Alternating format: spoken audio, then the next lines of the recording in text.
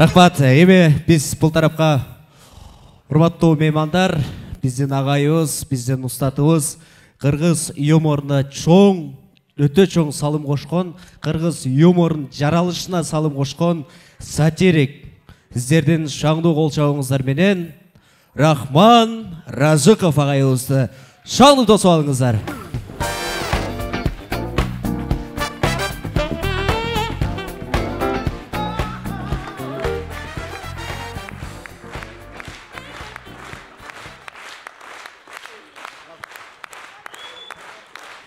Рахмат, чоң рахмат.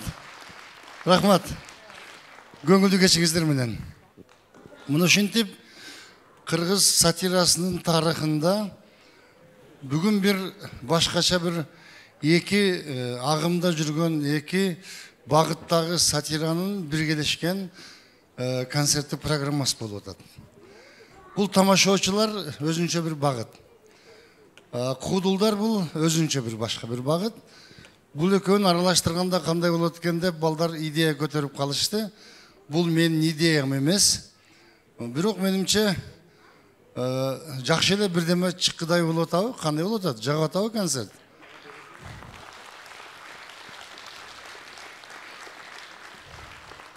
Мен силердин күлүп атканыңарды угуп, биякта отуруп өзүмчө ойлонуп атам. Эгерде ушу силер күлүп кол чабып атканыңарды Кытайлар көрсө азыр жаман таң калат эле да. 2 миллиард карызы бар эл кантип күлүп атат деп ойлонот эле да. Буларга вообще ерунда экен любой нерсе депчи. Не болду? Бир адам кайбай таасир этти окшойт. Өзү күлкү ошондой эле, күлкүнү бирөө узагыраак күлөт, бирөө кечирээк күлөт, кээ бирлери эртеси күнү күлөт. Чындап эле элестеткиле 5 миллиард карызы бар эл ушунча күлөлөбү? Өзү биз кыргыздар дүйнөдө эч кимге окшобогон элбиз. Кытайлар демекчи, Кытайлар жөнүндө бирдеме эсиме түшүп кетти. Өткөн жылы Пекинден CCTV деген компания бар. 90 мамлекетке трансляция кылат да, чыгат дүйнөнүн. Ошол жерден келишип, мен жөнүндө 1 сааттык документалдуу кино тартты. Сатира коомдун көз карашын өзгөртүүдө кандай ролду ойнойт деген темада. Анан ошол съемка жүрүп атканда тойго дагы барасызбы деп калды. Барам десем, ошондо бир тартпайлыбы кыргыздардын тоюн? Макул болот. Качан той болот дейт? Бүгүн дедим. Бүгүн суббота эмес го, базар эмес го дейт. Мен айттым, биз азыр тойду понедельниктен баштап ура беребиз дедим. Бизде вообще той жок, күн жок дедим. Бир ресторанга алып барып, жанагы камераны көтөрүп кирип, Кытайлар ээктери түшүп калды биздин жасаган столду, дасторконду көрүп. Бул эмне бир миллиардердин тою болуп атабы дейт. Жок, жана бир колхозчунун эле тою. Мынча бай, мынча кымбат тойду акчаны каяктан алып атасыңар дейт. Силерден алган 2 миллиардтын эмне кылып атат деп атасыңар, ушу тойго уруп атабыз ушундай кылып. Тойду жарым болуп калганда алып кетейин десем, тойдун ээси ынабайт. Мен азыр сый тамак берем, анан кетет деп. Жок, алып кетем дедим. Микрофонду алып айттым, туугандар, бул той 90 мамлекетке Кудай буйруса чыгат. Мен буларды алып кетейин. Болбосо силер азыр пакет операциясын баштап шарманда кыласыңар дедим. Кыргыздар тойду жеп, анан калганын көтөрүп кетип калат экен деп, ошон үчүн азырап кетип калайын буларды деп алып чыгып кетип калдым. Кытайлар айтышты маңачы, Рахман ака, эртең 1 жылдан кийин келип акчаны сурайбыз деди. Ар бириңерден сурайбыз дейт. Кытайча сурайбыз дейт. Ошондо силер кытайча жооп беришиңер керек болуп калды. Ошону үйрөтүп коеюн, эсиңерде калып калса, мен кытайча ончомча билем. Гивача деген чан деген акча айтышат да, биз акча дейбиз, алар чан дешет да. Дегенде силер айткыла, нидичан вомимикандола дегиле кутуласыңар сразу. Түшүңөр да, сен берген акчаны мен көргөн жокмун деген сөз да. өзі қытайша жаман көп қырғызша сөз бар олардың ішіндечи. Біз просто байқабайбыз да. Мысалы үшін эже дегенде қытайлар жеже дейді. Оқшаш бекен? Оқшаш еле да. Өзі мен көп қытайшаны үйреніп отқанда көп қырғыздың сөздерін таптым да. Көп қытайлар қысқа сөйлеген адамдар да. Хорошо деп отырбайды. Хо деп қойды, балдашы, хорошо. Жақсы деген сөзді ол шу. Плохо дегенде пхо деп қойды, балдашы, мен кете бересің. Оңайлы үйреніп алсаңар болады. Неге мен үйреніп алдым? Ертең қарызы сұрап келіп қалғанда, алар мен сөйлешікке мүмкін болсын деп үйреніп алдым. Сілер дағы үйреніп алғыла. Қытай мәселесі бүтті. Бүгінгі концертті қойып отқан Нарымбек жөнінде көп сөз айтқым келіп отыр. Нарымбек ушул улуу муундун өкүлдөрүнүн, жаш муундун экөөнүн ортосундағы bir поколение деп коеюн. 35 жылдан бері сахнада жүріп, Қырғызстанда биринчи жолу концерт коюп аткан Нарымбек болуп турду. 35 жылда азыркылар 1 жыл, 2 жыл сахнага чыгып алып, автордук концертин кое коет.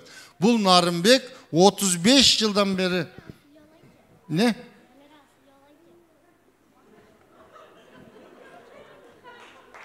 Не дейсің? Камераға сүйлеп алайынчы.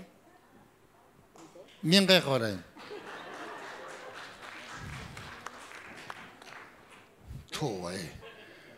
Мына демократия деп қиқырып жүріп, имнеге жеттік. Қайырды Қырғызстандан башқа көргенсіңдер. Залда отырған кішінеке бала шығып келіп, чоңатасындай кішіні кете бер, мен сөйлейін дегенді. Еш жерде жоқ, бізде ғана болады да. Урсат берейін бұшы балаға. Так, кімге сөйлейсің өзі? Камераға. Камераға? Камера тартып отауы? Бар екен ана камера. Бұл жақта бар екен камера. Тезірақ сөйлеп микрофонды бер, мәйлі. Мен ам сөйлейін деп келдім да. Одан шығып алып тұр. Аз мұндай болып қалды да. Саясатшылар жаштар келсін, улуулар кетсін деп отады ғой. Шоны ұшы балам ұлыпқан оқшайды, кетейінші ма? Мұнаны камера сөйле. Анан келем, мәйлі, бүтіп тұрып айт мен, Рахман әке келе берім деп. Ата, апа, қандайсыздар? Мен тайыны менен концертке келдім. Мені көріп жатасыздар бу ютубтан. Салам айтам, ушул концерттен сіздерге жалпы эле ошол Россияда иштеп жүргөн сіздерге окшогон ата-энелерге мен сіздерди сагындым. Күндө кечинде тайыны менен жатканда сиздин жытыңызды сагындым, апа. Атамдын кучагында жылуу жатканды эстебишимин. Тайыны кучакта жатат, бирок баары бир сиздерге окшобойт. Эптеп тамактаса берет. Таамды эмес, сиздерсиз жей албай кыйналам. Жебесең арыктайсың деп зордуктай берет. Үй жинаганда, төшөк салганда жардам берем. Болбосо кыйналып кетет.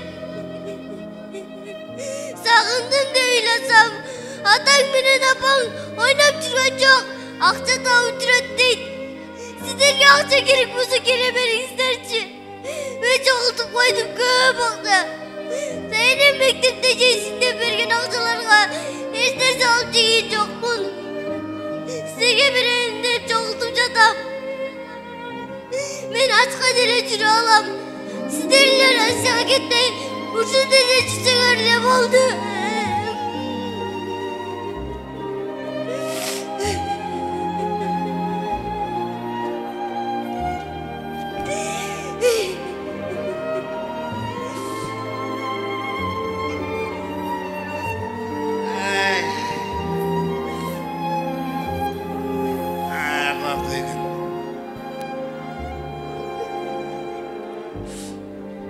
Жиенен болмайды деген ұшытыра. Кішінекейінен бақтым ұшына. Бақпайлы қойын дейм. Бала шақа Россия жергесінде жүргенде көзім өтіп кетсе, ұшы не беремден toprak salabı деген ниетте бағып жүрем.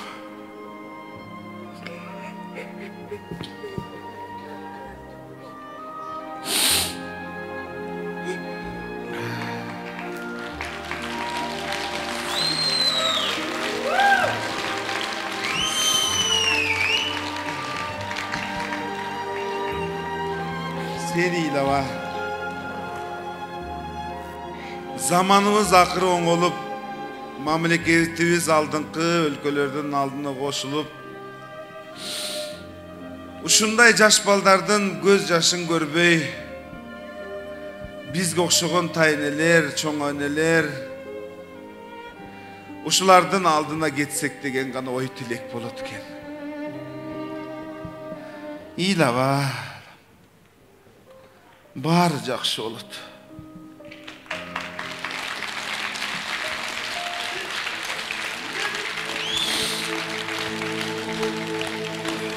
Биздин элде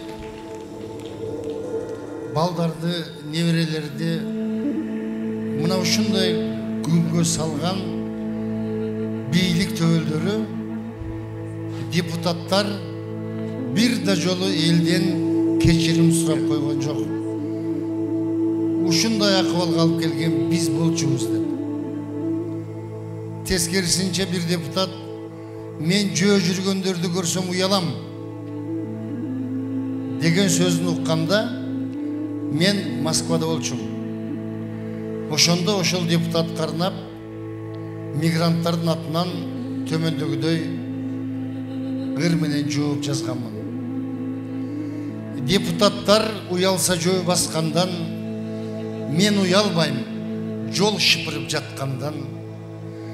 Кече сен да эл ичинде жүргөнсүң, жемандатчан түштүң бел асмандан. Уялгыла, атка минген жакшылар, уялганда сокур көздөн жаш чыгар. Уят көрсөң эл ичинде басканды, уруп кетет элге берген антыңар. Мизам десең, мыйыгынан күлүшүп, миллиардтарды алганалар менчиктеп, миллион бала тентип кетип мага окшоп, ата-энелер мелтирешет жертиктеп. Мен силерди сагынганда алыстан, ыйлап алам көз жашымды арчыбай, туңгуч балам чоң ойгондур бой жетип, же калдыбы азыр мени тааныбай.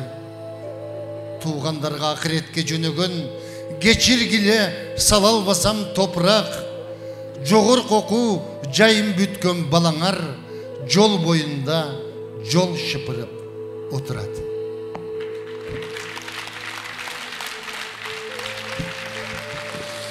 Нарымбек, бүгүнкү концертин кут болсун.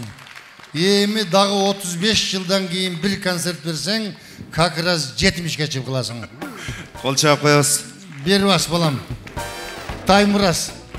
Бул Таймурас деген балам интернет жылдызына айланган. Жанагы мигранттар жөнүндө тартылган клипте ойногон баланы көрдүңөр беле, атасын кетпе деп ыйлаган. Ошол мына ушул балам.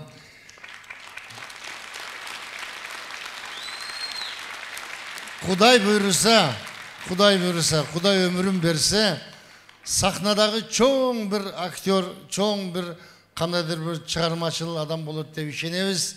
Ошондой толук мүмкүнчүлүктөрү бар. Мындан кийин дагы кандайдыр бир клиптер, кинолор тартылып калса, Таймурас балам менен сөз иштешебиз. Бар бол, кол чабуулар Таймурат балам болсун. Мына ушундай жаш жеткинчиктерди тарбиялап аткан белгилүү кино режиссер Самидин Мухиддинов инибизге да бир дүркүрөктө кол чаап койсоңуздар. Чоң рахмат, жүрө кой. Кеттик.